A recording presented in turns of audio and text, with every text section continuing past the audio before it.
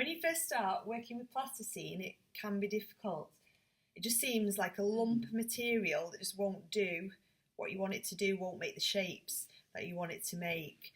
So in this video, we're going to talk a little bit about making some simple shapes out of plasticine that you can then put together to make your various characters and creatures that you want to make. Best thing to do when you first get a piece of plasticine, it can be cold, it can be quite hard, quite immovable, particularly if it's been stored in a cold place. So you really need to work it with your hands, get it warm, let the warmth of your hands transfer through the plasticine so it starts to become movable. And this can take quite a bit of time to really get it going. It's like kneading bread or making pastry. You've got to keep working it with your hands, squeezing it, stretching it, moulding it together like so, and you'll feel it start to warm up and become more movable.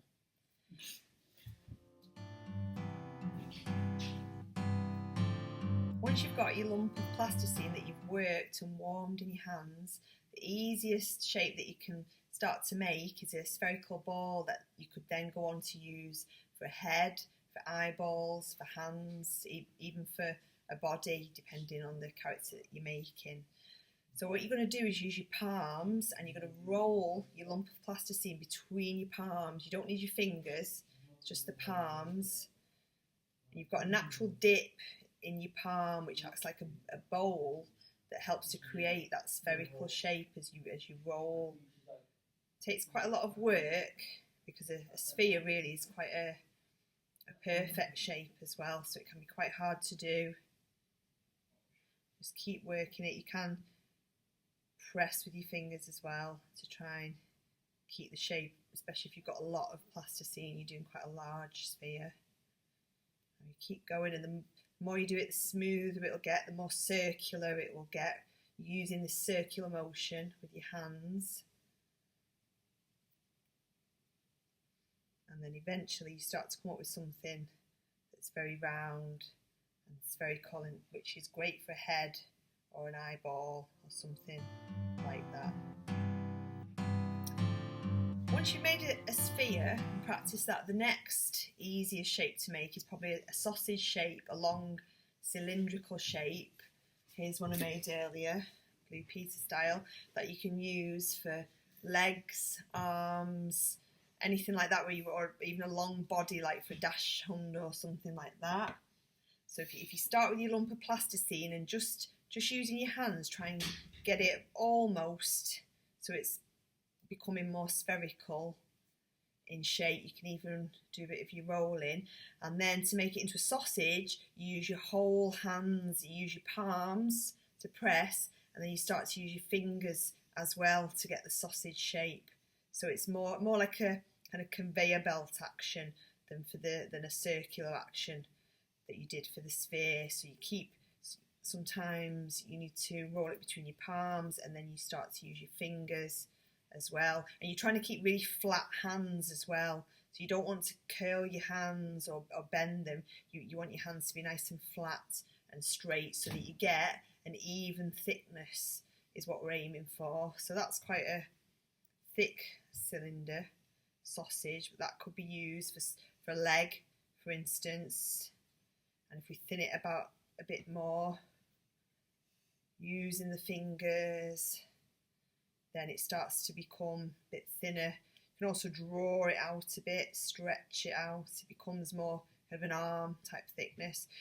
You can also use sculpting tools to cut down the centre, or you can even break it apart like so, and then you've got two arms or legs, whatever you need, and it becomes quite a versatile shape. What we're going to look at making now is a string, like so, like a kind of spaghetti noodle string that you can use for tentacles, tails, fingers, anything where you need a really long, movable shape. It's also really good for facial features, eyebrows, mouths, things like that. So you need to start with the sausage that we made earlier, and then you want to make that even thinner using nice flat straight hands. And you've got to be very careful though, because it becomes so thin it can break. So you've really got to keep it even all along its length. You can stretch it out, you can flatten it out, and then re-roll. And then when it becomes very thin, the easiest thing to do is roll it then on a hard surface. You can either use a table or a book or something, and then you roll it on a hard surface, and then you just keep going all along its length. You've got to keep moving your hand up and down so that it remains an even thickness. Otherwise you'll get one end really thin and one end really, really thick. I've already got some unevenness in mine, so I'll just try and sort that out. And you just keep going, keep working it, and then you end up with a long, thin shape.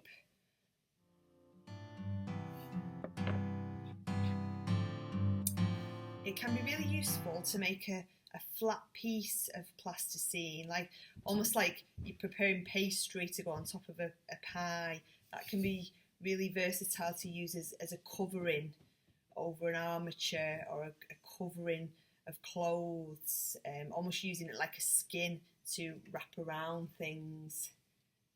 So what you do, you take your lump of plasticine, just start to work it out by squeezing it between your palm and your fingers, like so. Yeah, squeezing it like this between your palm and your fingers. So it starts to lengthen out into that kind of pancake shape by doing this action.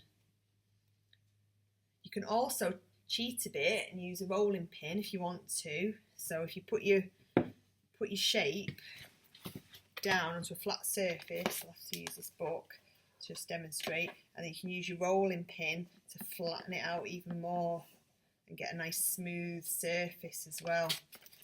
And I'll just do a bit of that down here. That makes it really thin as well and helps you to get an even shape. So the only problem is it can stick to things. There you go. So you get a nice flat piece that could even be used as a set component. Say you were making grass or hills or something where you needed a thin flat covering. One of the hardest shapes to make is a cube shape, but it's really useful to be able to make a cube or a square-sided shape as a basis for a body or for an inanimate square object, and also really useful to make a small rectangle for feet. So you start with more or less a spherical shape, and then you've got to make it into a cube by using, if you use 2 fingers and your thumb, almost like a pincer, on both hands, and then just apply pressure on opposite sides and just keep moving around all the time. Keep your fingers moving, this kind of pincer movement.